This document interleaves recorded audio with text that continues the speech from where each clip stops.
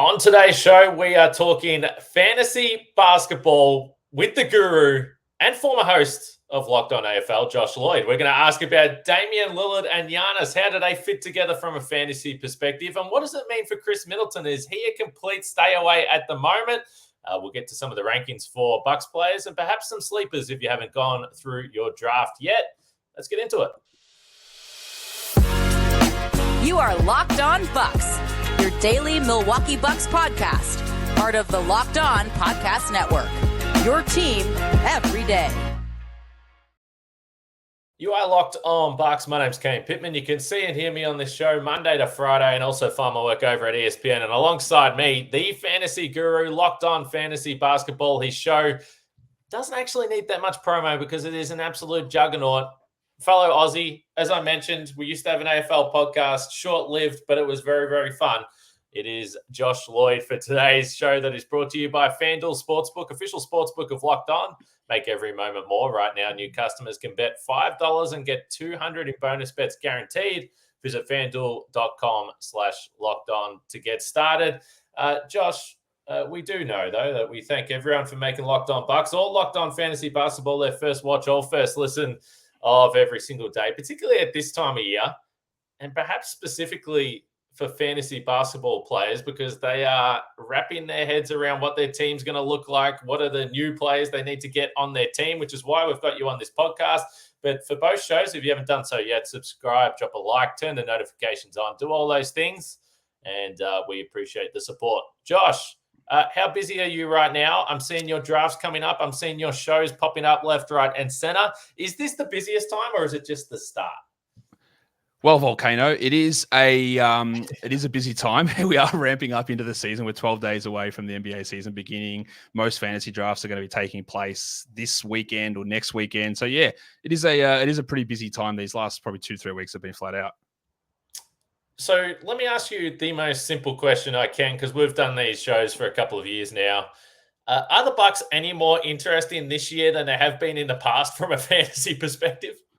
Well, that is true because we have over the last couple of years we do the Bucks and we talk about fantasy and we go, man, what's different? Like, what's changing? Yes. Yeah, they are a little bit more interesting. Obviously, Drew Holiday's gone, Damian Lillard's in. We've got an undetermined or undecided starting shooting guard spot, which may be decided, but we don't 100% know. There's a depth change. There's a what is going on in terms of the backcourt situation and a whole bunch of guys whose roles are a little bit more uncertain. Does it impact fantasy hugely? I guess it does because we don't know the Lillard impact on things and then how that other open starting spot's going to play out. So yeah, it is way more interesting for this team than it has been in previous seasons where it's been one where we've just gone, yeah, this is just the same as usual. So what is your read on the Giannis Lillard situation then? Because clearly you've had Giannis, who has been one of the elite players in the league and I assume a pretty elite fantasy player as well. But now you bring in Damian Lillard, just the caliber of player that Giannis hasn't played alongside in the past. Where does Lillard sit? And I know there are so many different categories and different ways you can play fantasy basketball, but where does he sit in the fantasy landscape? And how do you anticipate these two helping each other or perhaps eating into each other's offensive stats? I'm not sure if that's the way you see it playing out. Yeah, look, last season, Lillard was a top 10 guy and has been a consistent top 10 player for most years of his career, let's say 7 or 8. Outside of that one where he played 10 games and had the ab surgery, Giannis has been in that area as well. And my working theory on most of this stuff is when you get the two elite guys together, as a general rule, they can coexist and keep their numbers relatively similar. It's the other guys who really start to hurt, the third guy, the fourth guy in particular. Now, we already was expecting that Giannis's usage, which was I think career high levels last season, was going to come down because we were expecting more than 24 minutes a night and 20 games or whatever from Khris Middleton. So we expected that to push back. So that is going to push back. Does that result in him getting more defensive stats? We hope, because they dropped off significantly last season. So I think we look at those two guys as probably losing. Well, Giannis is going to lose significant usage, but that's not. I think that'll be offset in other areas. Lillard probably loses a little bit there as well, but I don't know how you view it, Kane, but I'm pretty sure he will lead the team in usage over Giannis, and I think his numbers will stay relatively similar. Not a gigantic drop off, but not a situation where he's going to improve necessarily from last season. I think they both stay in that area. The ones you got to worry about is now what happens to Khris Middleton and what happens to Brook Lopez. Like Lopez at times was running as a number 2 offensive guy last season, and there's just no way that's going to happen this year. So my working theory, and this was actually even before the Bucks traded for Damian Lillard, because I was hoping, if you're a Bucks fan, you're hoping that Khris Middleton is healthy. And whether it was Drew Holiday or Dame, I thought last year, because of the injuries and some of the health stuff the Bucks went through the season, that also played a big part in why the usage was so high for Giannis. And I don't think it helped him from an efficiency perspective. I do think it hurt him defensively. So I've had a theory this year that, even if that usage comes down, I think the efficiency is going to spike. And I think overall that should help these numbers. Now you put Damian Lillard there with what he can do offensively. Maybe that helps the efficiency even more, because it was an abnormal year for Giannis. And I think there was a physical toll associated with that. Look, that's definitely the case. Like the defensive stats dropped significantly. His 2-point percentage, like outside of the paint, was like, from memory, it was like a horrible number. He obviously didn't hit threes. His free throws dropped by about 6 or 7 percentage points. And the offset in usage for him, I think, helps all of those different things. And it's not unreasonable to think that he goes back and does what he did 2 years ago. Obviously, he's older, 2 more years of wear and tear on his knees. But I think he can get back to similar numbers. So I think that offset will actually work in his favor.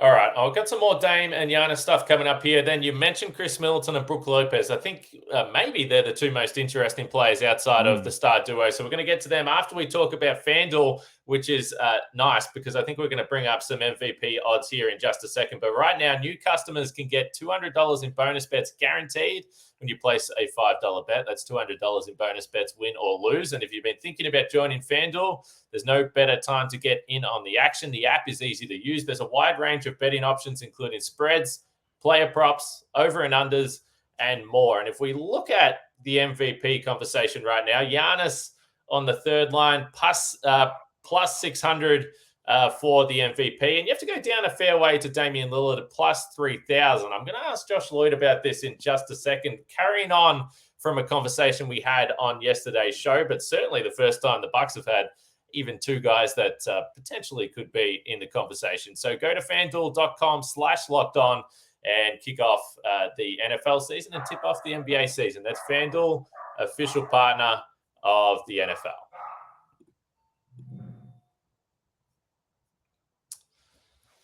All right, Bucks and Lakers is coming up on Sunday nights, 6 p.m. Central Time. It looks like it's the first time we're going to see Dame and Giannis on the floor together, according to Adrian Griffin anyway. So I know there's going to be a lot of Bucks fans tuning into that one. Make sure you catch us on the post-game show wherever you watch or get your podcasts. And it should be a fun night. We certainly hope so.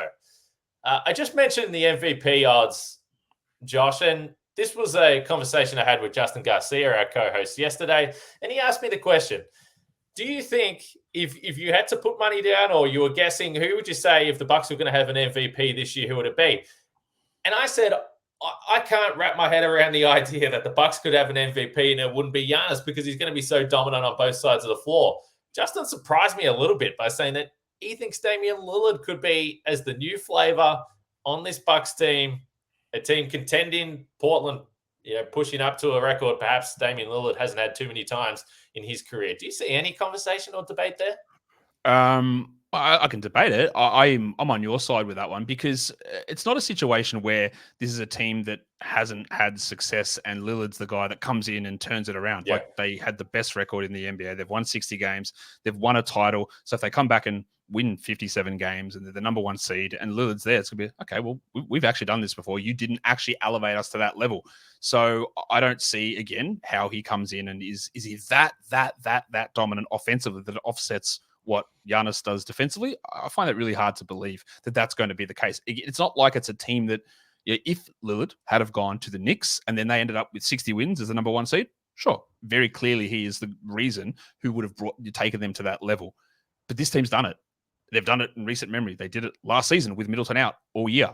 So it's not, we're not looking, well, did Lillard take them to a championship? Because that's not what we're voting the MVP on. So we don't even know those results. So if they end up as 58 wins and number 1 seed in the Eastern Conference, it's the same as what happened last season. So no, I don't see how that could happen. Yep, I do agree with you there. And I think from the voters, the the memory is going to be, well, if the Bucks are awesome this year and they have the number one record again, well, Giannis is a 2-time MVP. He's the best player on this team. So I think that's probably the way it will lean. You mentioned Khris Middleton just there. So simply when you combine the health stuff that he's had dating back to the postseason a couple of years back now, and the addition of Damian Lillard, how has this impacted his fantasy value? And straight up, are you just staying away from him because of the uncertainty? Well, there's a couple of things. So before the Lillard trade went down, Middleton was sitting pretty low in fantasy drafts and went, okay, this is a bit silly. He's obviously going to do more than he did last season. He's obviously going to play more than 24 minutes a night, and we assume that he's all good and ready to go. And then two things happened. Obviously, Lillard arrived, and now there's these obscure answers from Griffin regarding, well, is he ready? Is he on track? Well, he's doing what we want. Like, blow, is he playing? Like, what's going on? Like, that's a level of uncertainty. So he's not pushing back to that top 40-ish fantasy guy that he was 2 years ago. It's really hard for him to get there in that situation, because part of that was running as a secondary ball handler, probably not quite as good of a passer as Drew, but not far off it. But now he doesn't even get the opportunity to be that backup point guard that we thought he might this season, because campaign has signed, and the usage for him is going to take that sizable hit where he was running as the number 2 guy for a big period of time. He's just not going to go near that. He's not going to sniff it. He's going to cop probably the biggest hit there, and that is going to drop him down. Look, I'm not going to avoid him completely, because now you can get him in probably the 90s in that sort of area, which I think is reasonable. But back to where I thought he could have been in the 60s or 50s before the trade, and then I'm not touching him in that area. Yeah, so you mentioned the 90s there. So that was going to be my next question. At what point does Khris Middleton go from you're feeling uncomfortable about selecting him to all of a sudden it feels like it's really good value? Because there is a theory to be said, well, if he is healthy, he's been historically a guy that, and to be fair, he's been pretty efficient, but he takes very difficult shots. And there's a working theory, again, if you're an optimist, that things are going to be a little easier for him as now no longer the sole perimeter threat on this offense. That's true. We always have that thought, okay, no matter what happens, yes, is that guys, someone comes to a team, the number one, the memory, and people might listen to this and pick out an example that's opposite to what I'm saying. But, Kemba Walker was the number 1 guy in Charlotte, man. Look at all these, flaming bag shots he's taking last second of the shot clock. His percentages are down. Now that he's got Tatum and Brown, he's going to be getting all these easy looks, and his numbers were the same. Like, his shooting percentages were identical. Is similar things that would happen with Mike Conley going to Utah. You're playing with Mitchell and having a guy to help him space that versus having Tony Allen in the backcourt or whatever. Nothing changed. Like, it was all the same sort of stuff. And sometimes the player just is the player.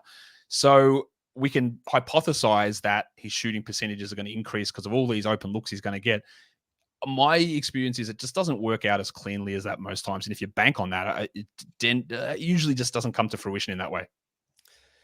Don't bring up the Kemba Walker example, okay? Because we are certainly hopeful around these parts that we're going to have a healthy season from Khris Middleton. Brook Lopez then is fascinating because, again, it might have been a little bit because of circumstance, but there is obviously a case to be made that he has been an underutilized resource on offense. So talented, but through the first few years of the Mike Budenholzer era, it was basically just shooting threes. And we've started to see that ratio from 3-point shot to 2-point attempt start to come closer. And last year, I think he actually took more 2-point attempts than threes, or it was very, very close. And he was incredibly efficient in those areas. He had a great relationship, or he does have a great relationship in the pick and roll with Khris Middleton. Then he had superb chemistry with our man, Joey Ingles. And I'm curious to see where he fits with Lillard, Giannis, Middleton, and if he's going to have the same opportunities or he will be predominantly a floor spacer. It's hard to see that he would get prioritized over any of those 3 guys. Yeah. And then the other thing you run into is, okay, so you start to bring bench guys on, and is Bobby Portis going to be shy about taking a shot? I'm pretty sure he won't. Like, he's going to be out there getting shots up, and campaign's not 100% shy in getting those out there as well. So Brook was in a situation where after coming off back surgery, his minutes spiked, his usage spiked, his block rates, everything went crazy last season. And if you're looking at it realistically, I don't see how there's any way that he's able to replicate those sort of numbers from a usage perspective this season. It just doesn't seem to make sense when those other 3, look, that's if we're assuming Middleton plays more than 28 games or whatever it is, and Lillard and Giannis play a usual amount of games. It's hard to see how Lopez can really get back to those numbers from last season. So where was he ranked last year then? Because It was I've very high. certainly, yeah, I mean, I've certainly made the case. I mean, he was, in my opinion, when you consider the offense and the defense, you could make the case it was his best season in the NBA coming off the back surgery at 35 years old. It was absolutely absurd. Yeah, he was like a top 40 player last season, and he was being drafted in the hundreds because, again, like a 35-year-old off back surgery who, even in the healthy years, wasn't playing 30 minutes a night. It's not like we go, well, okay, he's healthy now, so Budenholzer will go back and play him what he did before. Playing him what he did before was 27 minutes a night. And then for no real reason, everything spiked back up. I guess part of it is the Middleton absence, even though they're playing different positions. But it was something that just sort of came out of nowhere. It's a lot harder to, I can't even really squint and see how he is able to replicate just the shot attempts that he got last season. I don't see how that happens. So if you get to pick 80 and Middleton's on the table, Lopez is on the table, and you're going to, and for whatever reason, you have to take one of them. Who are you feeling more comfortable about? More comfortable? I'm feeling more comfortable about Brook Lopez because your mate Adrian Griffin is just sitting there and just spraying us with misinformation all over the place. Feigning. I don't know. Khris is his name Curtis? He's just telling us stuff that doesn't make sense. So unless I see Khris Middleton on the floor and playing, I'm not having confidence in him. Look, if he was there and he's playing in preseason and everything looks good, then I probably lean towards him, but I can't have any confidence in it at the moment. I like it. It makes perfect sense to me. All right, let's come back and get to some of the other players. Is there anyone else interesting? You already mentioned the fifth starter. So a few more questions with Josh Lloyd coming up next. Arguably one of the biggest questions we've had on Locked On Bucks over the last few weeks anyway, since the trade, has been there was some criticism about Grayson Allen being the fifth starter. Was that the guy you wanted to be there? But now that he's gone, there is still a question mark. And is it going to be Malik Beasley, which it seems like it's trending in that direction? If you ask me, it makes the most sense to be Pat Connaughton, but it just doesn't seem like any Bucks coach wants to start Pat Connaughton. Marjon Beauchamp is the optimist view. As a young player with some potential upside, I don't see it happening. Are there any other players, whether it's going to be the fifth starter or these depth pieces coming off the bench? You already mentioned Bobby Portis. Who catches your eye on this Bucks roster? The Beasley one's interesting because there is very few players in the NBA who just get up as many threes as he does. Like I think it might be Isaiah Joe is like up there in terms of 3-point attempts per 36. Beasley is going to let them fly. He's going to do nothing else. So it does make me, I don't know, query, but I'm gonna go, okay, when Adrian Griffin's like, yeah, he's our best player, chasing around screens and as a defensive guy, like, bro, I don't know what Malik Beasley film you've been watching, but I've never seen him do that in 7 years. So unless he's doing something completely different. But in terms of just a guy who will sit out there and will just shoot and they usually go in. They don't always go in, but he will do that. There is value in that. If he could play 28 minutes a night, score 12 points a game, and it's 4 threes a game, but that's all he does. Right? He could easily do that, which has value from a fantasy perspective. Connaughton, not so much because he's that guy, as you know, who does bits and pieces of things. He connects things. He defends okay. Sometimes he shoots well, sometimes he doesn't. He finishes okay, but he doesn't know volume at all. He doesn't have one distinct skill or talent that when you're looking at the end of a draft, what can he boost? He might go, all right, 10 points, 3 rebounds, 2 assists, 1 steal. Like, it's not interesting. Whereas Beasley might have 12 points, 4 threes, 1 rebound and nothing else. But getting that little bit of 3-point shooting in there is useful. I agree with you about Beauchamp. I don't think that he's going to have that chance. Let me throw something at you, Kane. Is there a world? There isn't, but is there a world that they just go, all right, Andre Jackson, you do stuff. Just get out there and do stuff. Could he see some minutes as a starter? Yeah, it does seem like it's trending towards Beasley because of the defensive comments that you've made. And we've certainly had those conversations here. It seems like an optimistic view of how things are going to play out. So I think that Beasley's going to start there. But what we have seen through the preseason, in my opinion, if you're looking at Beauchamp and Andre Jackson Jr., and you just want someone that's going to do all the little things. He's going to rebound, has good feel for the game, can pass the ball. He's a ridiculous athlete, so can get out in transition with Giannis and do some pretty cool highlight reel stuff. Andre Jackson Jr., to me, just looks like a guy that can play decent minutes and isn't going to mess anything up. He's just going to play a role. He did that in college at UConn. So I think it's been fascinating over the last week, just from our YouTube comments, to see how it's changed a little bit. There was so much hype about Beauchamp, and now all of a sudden people have seen Andre Jackson Jr. just look really competent. And they're like, hey, maybe this is the guy that gets minutes. the other one someone chucked at me is like, hey, what if they put Middleton at the 2 and start Jay Crowder? I'm like, I don't know about that. Like Crowder didn't look particularly strong last season, but I guess. But the thing with Jackson is I was there summer league watching Beauchamp and Jackson play, and I've never seen a guy play like Jackson where I go, man, I love what he's doing, but I think that I don't think he's ever going to score. I don't think it's ever going to happen. Yes. Every shot looks off. Every time he touches the ball, it just goes. It's never happening. It's never going in. But everything else he does is unbelievable. I was there watching courtside for that game where he had those blocks on Peyton Watson, I think, against Denver. I went, oh my God, this is unbelievable. And then he gets the ball down the other end. You go, oh no, no, please just give it to anybody else. Let's have Drew Timme shooting threes instead.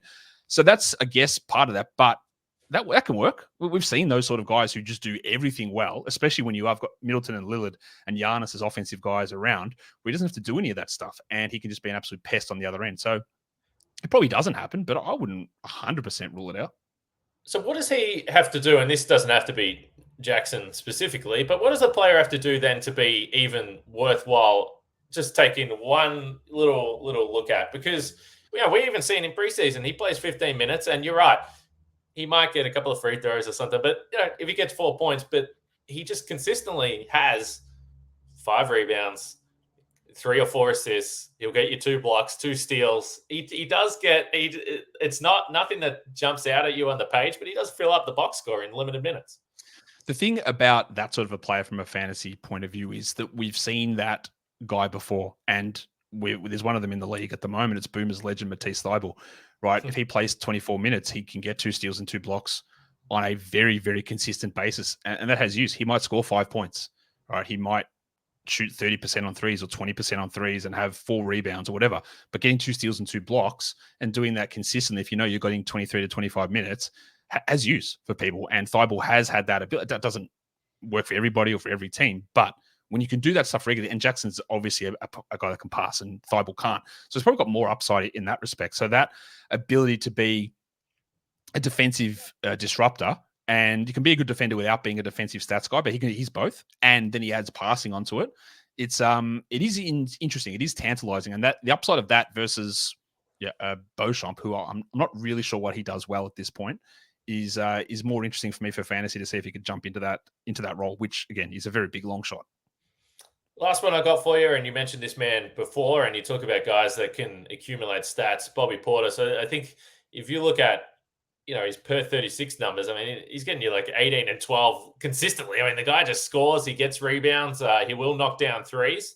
Where is his value from a fantasy perspective?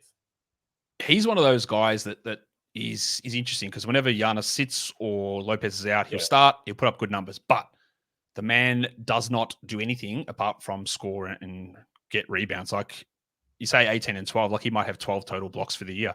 Like he's never going to be generating defensive stats, steals or blocks. He's passing. I don't think he knows how to do that necessarily. The percentages are good, but I think the addition of Crowder is an interesting thing there because in the past, Kane, as you're aware, like he'd get all power forward minutes and all center minutes. He'd get them all.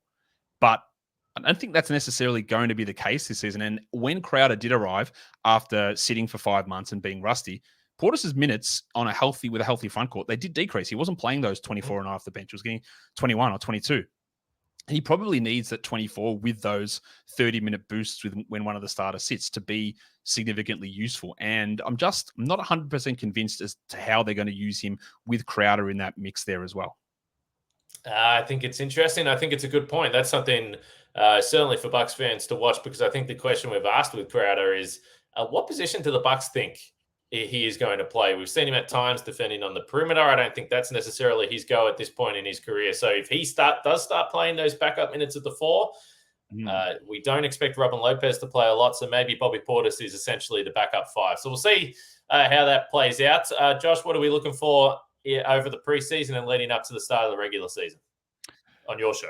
On my show, well, we're churning out mock drafts. We're doing stuff like guys to avoid and the standard fantasy fare, your sleepers and busts and do not drafts and all the clickbait titles to get people in. Then I can tell them that those things don't really exist. And then we have a proper discussion about fantasy and the way to value players. But yeah, with 2 weeks to go, we'll do that. Then we'll look through rotations, takeaways from preseason and all that sort of stuff as we head into the start in less than 2 weeks. It's Josh Lloyd, the Locked On Fantasy Basketball Podcast. If for some reason you haven't caught up with that yet, I mentioned it, it's an absolute juggernaut. So make sure you check out that show on your podcast platform or YouTube, wherever you catch our shows. As for Locked On Bucks, I mentioned it Sunday night, Bucks and Lakers. We think Giannis and Dame playing for the first time. Not so optimistic about Khris Middleton, but we'll see what happens there. But it's going to be a fun preseason game anyway. We'll be back for a post-game show. Until then, enjoy the weekend. We'll see you next week.